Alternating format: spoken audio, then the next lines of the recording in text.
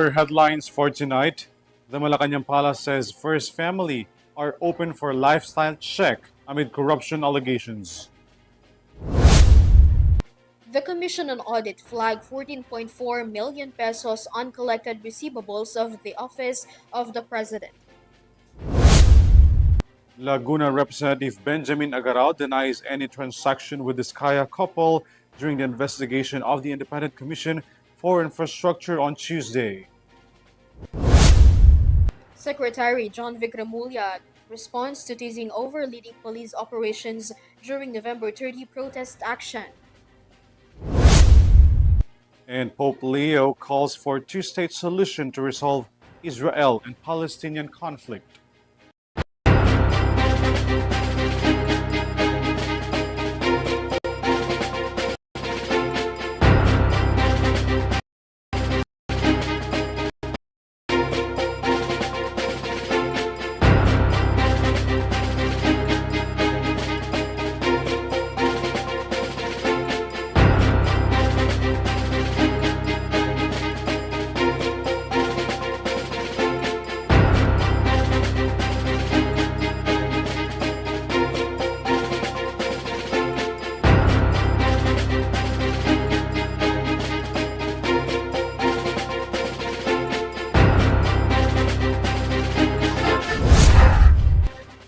Good evening, bringing you the latest news. For tonight, I am ALVIN PELOBELLO. And I am KRIZZA Lopez. This is Eurotv News Thread. The details on our broadcast.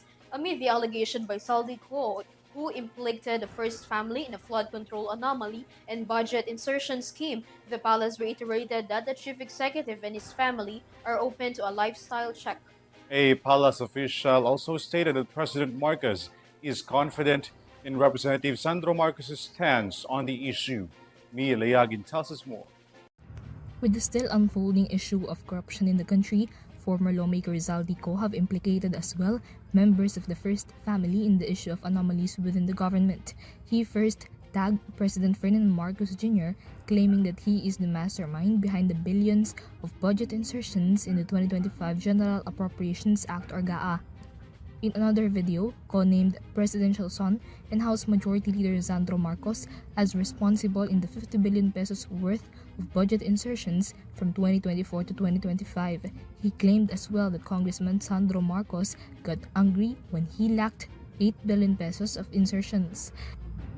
In his most recent confession video, Ko then linked First Lady Liza Araneta Marcos and her brother in corruption allegations. His allegations centered on the First Lady and her brother being the controlling power in importation and prices of rice and onions, reason for its soaring prices in both 2023 and 2024. While the implicated members of the first family have separately denied Ko's allegations, the Malacanang Palace said that the first family is open for lifestyle checks amid corruption accusations.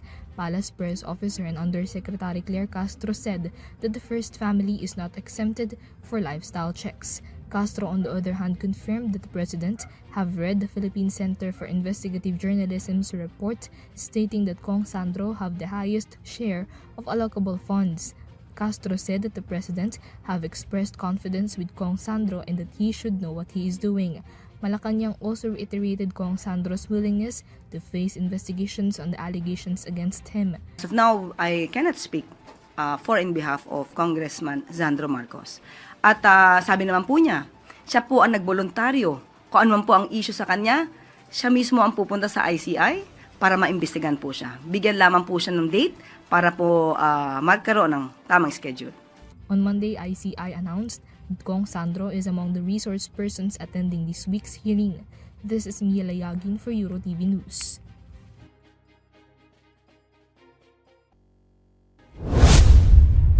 Meanwhile, the Commission on Audit or COA pinpointed 14.4 million pesos in uncollected long overdue receivables owed to the Office of the President by various government agencies, warning that the failure to recover these funds could negatively affect the President's operation.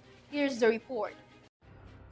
The Office of the President must collect 14.4 million pesos in receivables from several government agencies dating from 2022 to 2024. This comes after the Commission on Audit identified significant uncollected receivables in its annual report. According to COA's findings, the funds loaned from OP were used to cover the foreign trips of government agencies, particularly airfare and hotel accommodations.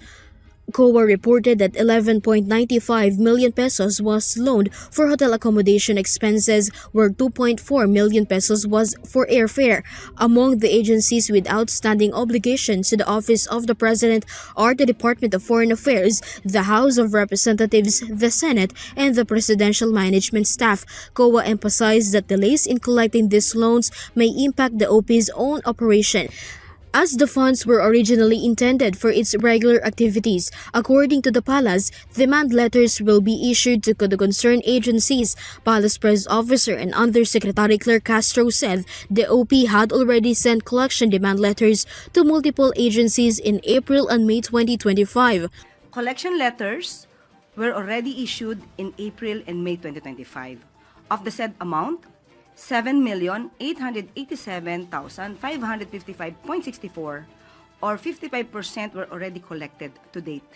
Malacanang assured that the loans extended by the OP went through proper legal procedures. The collection demand letters also include deadlines for payment. COA reported that 52% of the loans have been overdue for more than 2 years, while 45% or 6.46 million pesos remain unpaid for 1 to 2 years. COA recommended that the Office of the President issue formal demand letters and establish a mechanism dedicated to collecting expenses incurred by other agencies. This is KRIZZA Lopez for Eurotv News. As Laguna Representative Benjamin Agarao faced the Independent Commission for Infrastructure, or ICI, regarding the flood control mess, the congressman vehemently denied any connection with the Skaya couple, specifically debunking the allegations of transacting with the contractor. Mia Layagin returns. It has been almost 4 months since the Independent Commission for Infrastructure have been established, assigned by the President to investigate flood control projects anomaly from the last 10 years. On December 2, ICI had its first ever live-streamed hearing with Laguna 4th District Representative Benjamin Agarao gracing the hall as the investigation continues. During the Senate Blue Ribbon Committee's flood control inquiry on September, Agarao was among the 18 lawmakers implicated by the Diskaya couple who allegedly demanded kickbacks from projects within their district. Agarao have immediately denied the allegations, affirming that there were no projects under the couple's companies on his district during his term. He reiterated his statement on his appearance before the ICI. Nagulat nga po ako kung bakit ako'y nadawit dito noong pong 2022 hanggang 2025. Hindi po ako nakaupong congressman noon. Hindi ko po personal na kilala yung mag-asawang Diskaya at wala po akong matandaan na transaksyon sa kanila. He explained that he was not a member of the 19th Congress between 2022 to 2025 as implicated by the Diskaya spouses. He, however, noted that his daughter, Jam Agarao, was the representative of the district during that period. While he claimed that he has no direct transaction with the Diskayas, he admitted knowing certain Alvin Mariano, said to be the middleman of their transactions. He said that he only knew Mariano as a contractor during the period that he was not a member of the Congress. Agarao also denied giving Mariano any authorization to represent him in any transaction he allegedly made with the Diskayas. Deal with the contractors? Wala po, Your Honor. Wala po kayong kanang kamay o sabihin na natin directly, wala kayong bagman na tinatawag Wala po, Alvin Mariano? Saka hindi po ako nakaupo nun, Your Honor. Wala po akong maipapangang proyekto. Hindi po ako congressman ng panahon na yan. Nagulat nga po ako kasi unang-una, hindi ko po naman talaga personal na kilala o kaibigan yung mag-asawang Diskaya. Mali po yung paratang nila sa akin dahil wala po akong kakayahan na kung may sinasabi silang perang inabot sa akin para paltan yung pera na yon. This is Mia Layagin for Eurotv News. Interior Secretary John Vic Remulla addressed the numerous jokes and criticisms directed at authorities during the recent Baha sa Luneta 2.0 and trillion peso March rallies. He insists that the negative feedback will not deter the Department of Interior and Local Government or DILG from performing its duty. Catherine Landicho tells us more. Department of the Interior and Local Government or DILG Secretary John Vic Remulla addressed jokes and criticism while leading police operations amid large demonstration against corruption. During a presidential communications office, Remulla emphasized that part of the DILG's mandate is to maintain peace and order, especially during protests. He stated that it's their duty to ensure that activities proceed safely and smoothly while respecting the citizens' right to express themselves and be heard. Everybody has the right to be heard. Everybody has the freedom of speech is enshrined in our Constitution. So yung ginagawa sa akin doon, pinagmumura ako, halos nung pinagsasabi sa akin, okay lang sa akin yun. As long as they keep the peace. Karapatan naman na sabihin nila kung ano nararamdaman nila eh. Kung damdamin ko lang iniintindi nyo, baliwala naman sa akin yun. Kasama na rin sa trabaho ko yun. Okay. Kung sa Facebook nga, ano-anong nakukuha kong message doon, pareho na rin sa live na nangyayari yun. Hindi ko na iniintindi yun. Mas importante yung trabaho na ginagawa na. Remulla added that it is normal to receive jokes or criticism in the midst of complex situations, but he insisted that this will not hinder him from fulfilling his duties to the public. This is Catherine Landicho for Eurotv News. Philippine Coast Guard spokesperson for the West Philippine Sea, Commodore J. Tariala, condemned Beijing's absurd claims after Chinese fighter jets flew near the Philippine territory, which is well within the country's exclusive economic zone and constitutes a violation against UNCLOS in the 2016 arbitration ruling. More from this report. Despite Beijing's false narrative, it continues to send fighter jets close to Philippine territory, prompting Philippine Coast Guard or PCG spokesperson for the West Philippine Sea, Commodore J. Tariala, to call it as an absurd claims. This follows Beijing's deployment of fighter jets over what it calls part of Wangyandao Island on Monday, but this location 600 nautical miles from the coast of the Philippines. That is clearly within the country's exclusive economic zone, something that Tariala said a violation against the United Nations Convention on the Law of the Sea or UNCLOS and the 2016 arbitration ruling. The PCG also spotted 3 Chinese Coast Guard vessels near Zambales on November 30. The PCG radioed the CCG vessel and asserted the Philippines' right to the disputed territory. Tariala insisted that the presence of Chinese ships within the Philippine Exclusive Economic Zone is illegal under the Philippine Maritime Zones Act and the international laws. The PCG assures that it will not tolerate any attempt to change the status quo in the waters of Luzon. For Filipinos do not yield movement, Chairman Emeritus Dr. Jose Antonio Guisha, the Philippines' continued assertion of its right in the West Philippine Sea are based on law, something that reflects the truth and a diplomatic approach in resolving the disputes. According to the data from the Department of Foreign Affairs, Manila has filed almost 50 diplomatic protests against Beijing this year alone. This is ALVIN PELOBELLO for Eurotv News. Amid confusion over her whereabouts, the Department of Interior and Local Government or DILG insists that Cassandra Leong remains within the Philippine territory even as the Department of Justice offers a 1 million peso reward for information leading to the fugitive's location. More from this report. Cassandra Ong remains within the Philippine territory according to Malacanang, based on information received by the palace from the Department of Interior and Local Government. Ong is still in the country and has not left the Philippines. Humingi po tayo ng response mula sa DILG. At ang sabi po ay sa kasalukuyan, base sa kanilang records, nasa Pilipinas pa po si Miss Cassandra Ong. At patuloy pa rin po ang paghahanap sa kanya dahil nga siya po ay tinatawag na fugitive dahil may warrant of arrest na po. Previously, the Department of Justice placed a 1 million pesos bounty on the head of Cassandra Ong for any information on her whereabouts. The DOJ announced the reward after Ong was released from the Correctional Institution of Women. Meanwhile, according to the latest information from the Presidential Anti-Organized Crime Commission, Ong was last tracked in Japan. After that, the agency received no further updates. Along with Alice Guo, Cassandra Ong is facing charges of qualified human trafficking. This is KRIZZA Lopez for Eurotv News. The Bureau of Jail Management and Penology National Capital Region is moving to make all 38 Metro Manila's jail facilities tech-based, utilizing drones, biometric and X-ray machines to simplify operations, tighten the security, and reduce contraband. More from Vanessa Cleophas.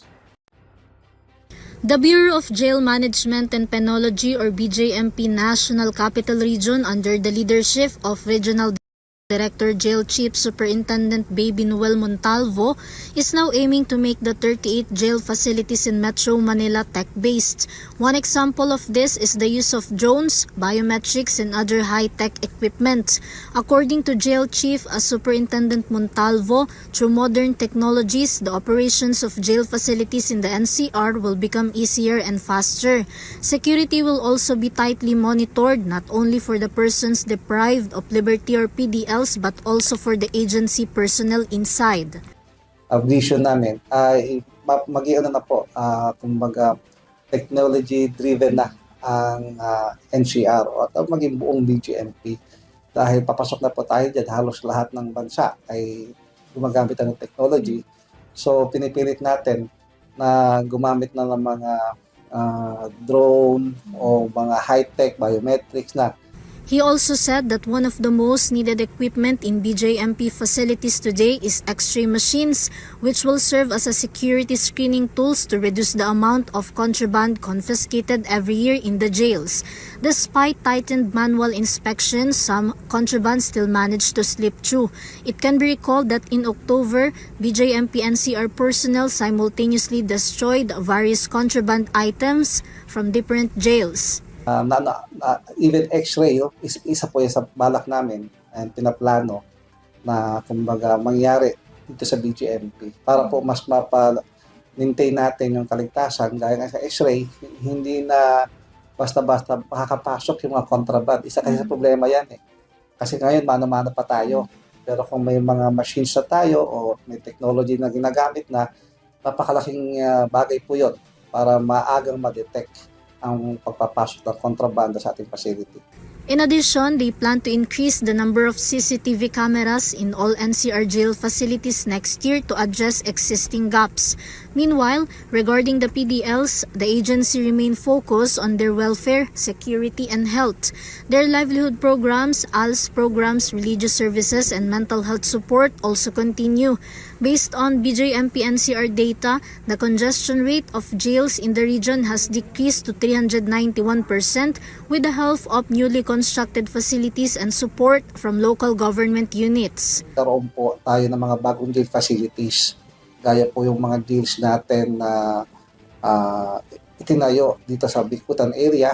Marami-rami po tayong jail facilities dyan. And iba naman po ay dahil nagpagawa din yung mga ating mga LGU, mga local government ng kanya-kanyang sariling facility. Napakalaking tulong po yun. And isa na rin po dyan yung mabilis po na sabi natin litis sa mga kaso po ng ating PDL, ng ating justice sector na kung saan naging dahilan din po ng malaki para ma-decongest po ating jail facility. Montalvo personally inspects the jails to ensure that their programs are implemented and that BJMP rules are being followed. Aking ginagawa ay umikot talaga sa jail facility. Kasi ako ang taong gusto ko talagang nakikita ko mismo. Ayaw ko yung nababalitaan lang, ayaw ko yung tawag lang. And para makita ko mismo kung ano yung problema, ano yung magandang nagagawa. Kumbaga, hands-on tayo.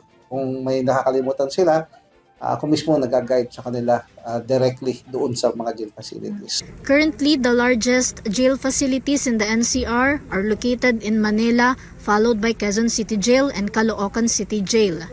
This is Vanessa Cleofas for Eurotv News. The holiday season is just around the corner, and while we are weeks before the end of 2025, the Department of Trade and Industry has reminded the public to only purchase the firecrackers and fireworks with PS mark. Catherine Landicho reports. The Department of Trade and Industry Zamboanga City Office or DTIZCO is urging the public to prioritize safety this holiday season by purchasing and using only firecrackers and pyrotechnic devices that bear the Philippine Standards mark. According to DTI, consumers should carefully check product labels and packaging to ensure the presence of the PS mark and other required information. The agency also advised the public to avoid buying loose or unlabeled firecrackers, purchase only from licensed and unauthorized retailers, and strictly follow safety guidelines on proper handling, storage, and usage of these products. DTIZZO will coordinate with the local government of Zamboanga and security sector to intensify monitoring of firecracker retailers across the city, ensuring the safety of consumers. The agency warned that establishment caught selling uncertified or prohibited firecrackers will face penalties and fines in accordance with Republic Act 7183. This is Catherine Landicho for Eurotv News. The Department of Agriculture is on guard over the prices of onions in the market and has issued a warning to vendors who intend to increase the commodities price during the holiday season. Vanessa Cleofas tells us more.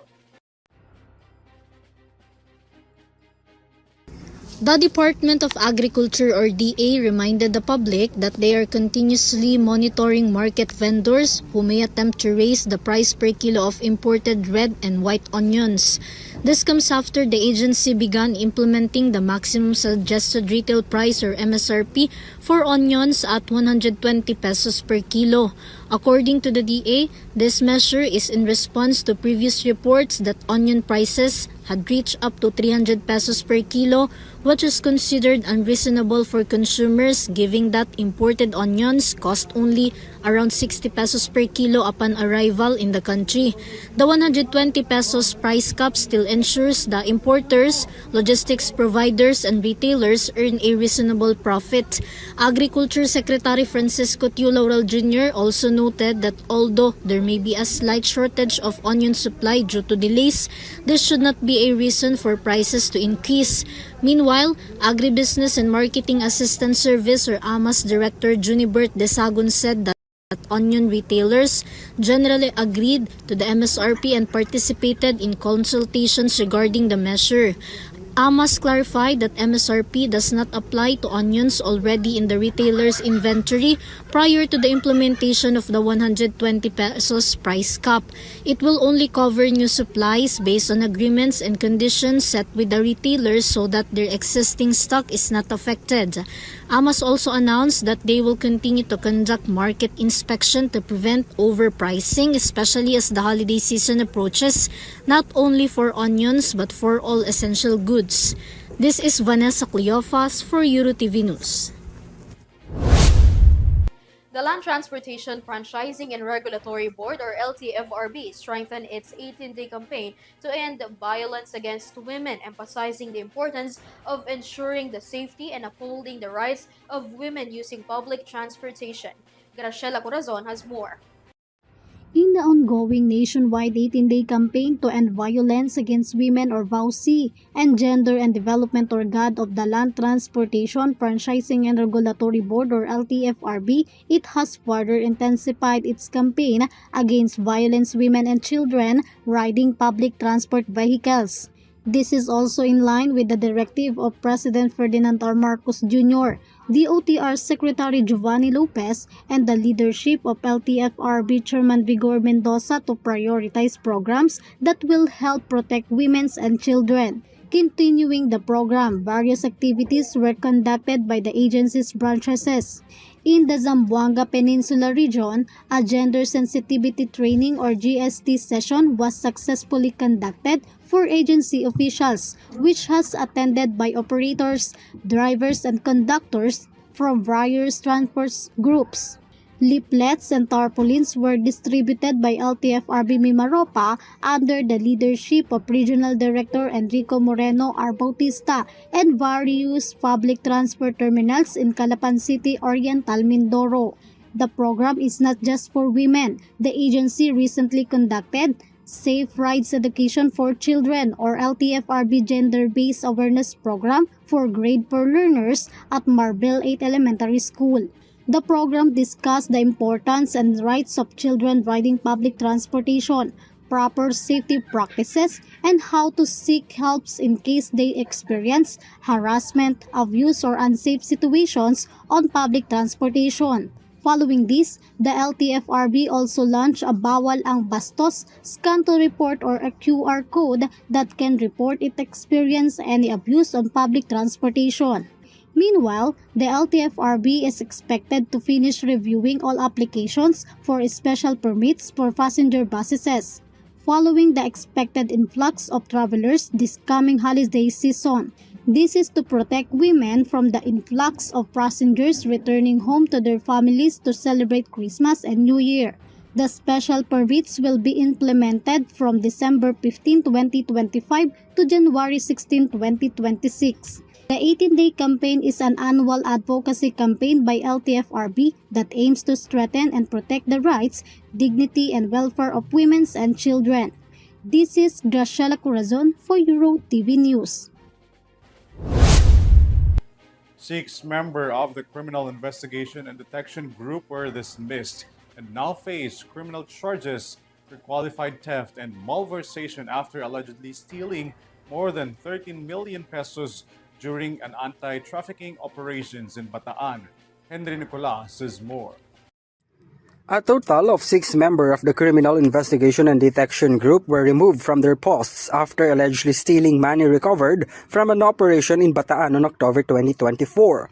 According to CIDG Director Police Major General Robert Morico, the CIDG had served an arrest warrant at that time to implement the Republic Act 9208 or the Anti-Trafficking in Person Act. This resulted in the seizure of 141 million and 133,000 pesos which serve as the evidence in the operation, and these were brought under the custody of Police Lieutenant Colonel Arandia, who served as the evidence custodial officer. After the operation, Arandia allegedly took the money to his home, and when it was opened in the court, 13,441,000 was missing from the original 141 million and was replaced with bundle money. Designated evidence custodian. So they were all, on the very same day of November 2025, they were placed on restrictive custody as the investigation is ongoing. Next slide. Based on the result of the investigation, this is the amount that they have divided from among themselves. The investigation revealed that the 6 police officers allegedly divided the missing money among themselves. Aside from being dismissed, they were also charged with several violations, including qualified theft, malversation of public funds, and other appropriate cases. The sensitive case that will be filed is grave misconduct, serious dishonesty, conduct prejudicial to the best interest of the public service, negligence or violation of PNP evidence handling protocol. Arandia, who was assigned as the evidence custodial officer to guard the money, is also currently in floating status.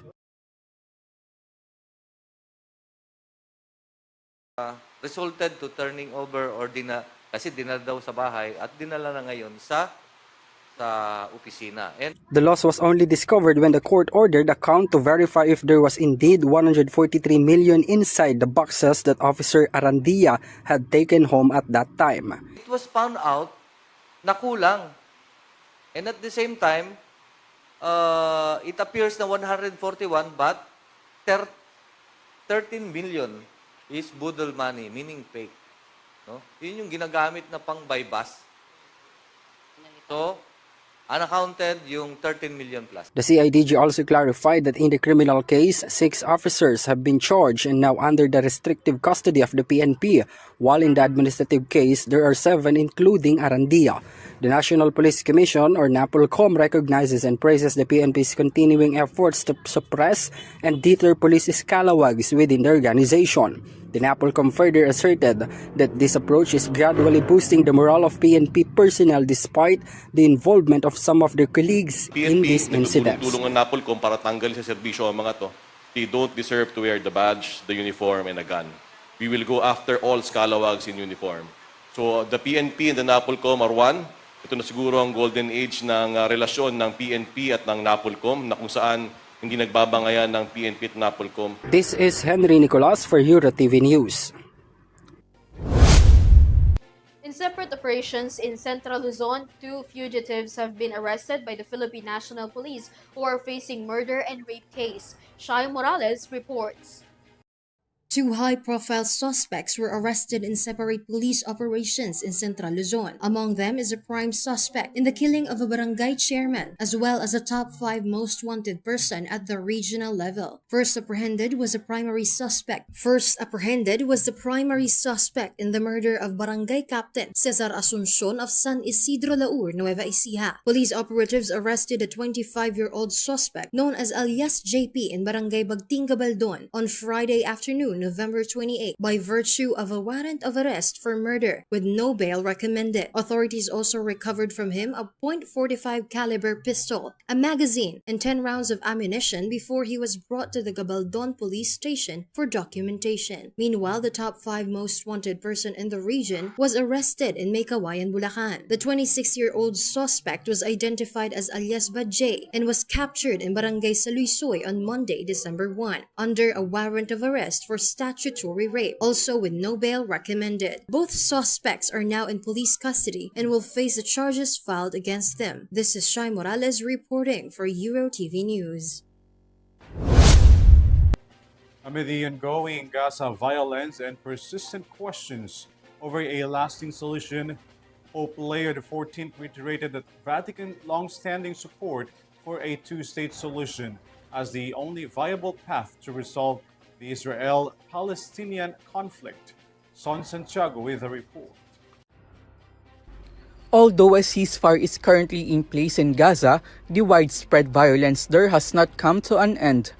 And with the many issues and solutions being raised to finally put a stop to the conflict between Israel and Palestine, questions remain about what steps are truly necessary.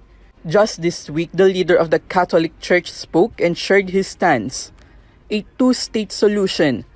This was the point emphasized by Pope Leo XIV as the answer to resolve the conflict between Israel and Palestine even before his flight to Lebanon. According to him, this solution is something the Vatican has long advocated. This two-state solution would create a solid statehood for Palestine separate from the state of Israel. This also means that Palestine has the rights for Gaza and West Bank territory. However, the Pope acknowledged that Israel still rejects this proposal, but again insisted that this is the only solution to the conflict. On the other hand, Pope Leo added that the Vatican continues to maintain friendly ties with Israel and is only trying to act as a mediating voice between both parties. It can be recalled that Israeli Prime Minister Benjamin Netanyahu continues to oppose Palestinian statehood. Even after the United Nations endorsed a US-backed peace resolution reaffirming support for rebuilding Gaza through an international board of peace. On the other hand, the conflict continues to persist. According to Gaza health authorities, the death toll in Gaza has already reached more than 70,000 since the Israel-Hamas war erupted, including the fragile ceasefire. This is Son Santiago for Eurotv News. Gilas Pilipinas dominated Team Guam for the second time with a final score of 95-71, advancing to a 2-0 record in the 2027 FIBA World Cup Asian qualifiers. Kyle Basa has the details in the world of sports. Gilas Pilipinas continues to dominate Team Guam as they beat them for the second time at the Ateneo Blue Eagle Gym yesterday, December 1. They are now 2-0 in the 2027 FIBA World Cup Asian qualifiers. The outcome was as the same as the previous game. Justin Brownlee leading the offense with 20 points. Dwight Ramos also managed to get 19 points, as well as Kevin Kimbao, who contributed 12 points. Gilas shot an efficient 50% from the field and beat Guam in terms of playmaking, with a 26-8 advantage in assists. The final scores of the game is 95-71. Gilas Pilipinas will look forward facing New Zealand and Australia next February and March 2026. Big man Jopet Aguilar announces his retirement from Gilas Pilipinas and holds his final game against Guam. He represented the country for a decade and was a part of the Filipino basketball history in FIBA. Aguilar was known for his tenacious defense and his thunderous dunks. In his final game, he contributed 3 points, 1 rebound, and 1 steal. He did not hold any hesitation in his retirement, as he is confident that the new era of Filipino big men in basketball is bright and their talents will suddenly bloom with the leader that they have in Coach Tim Cone. This is Kyle Basa reporting for Eurotv News. Dive ready your pockets as your K-pop idol IVE is set to visit the Philippines once again for their 2025 tour. More details on Sam Marta's report. For the third time, the South Korean girl group IVE will return to the Philippines for their 2026 World Tour title show What I Am. This was announced by Live Nation PH on their official social media accounts along with the group official poster. Aside from the Philippines, the group will also visit the countries such as Kuala Lumpur, Singapore, and many more. The group expressed their excitement about returning to the country. Asia type 2, 3 times I, hi, we are I. We love you and we're so excited to be visiting you next year in Manila. Woo! Tickets are on sale now at livenation.asia. Hello, maybe we'll get to see even more of you very soon. See you soon. Bye! Their concert tickets are available for purchase, which cost 3,000 pesos up to 17,500 pesos. Ticket sales will begin on January 7 for the Live Nation PH pre-sale and January 8, 2026 for the general ticket sale. It can be remembered that the group last visited the country on July 13, 2024 for their show What I Have concert. Meanwhile, the show What I Am concert tour will take place on April 25, 2026 at the SM Mall of Asia Arena in Pasay City.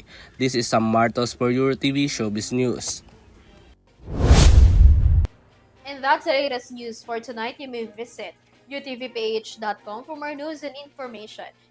I am KRIZZA Lopez. You can also catch our live broadcast through our social media accounts and via Pinoy Stream channel.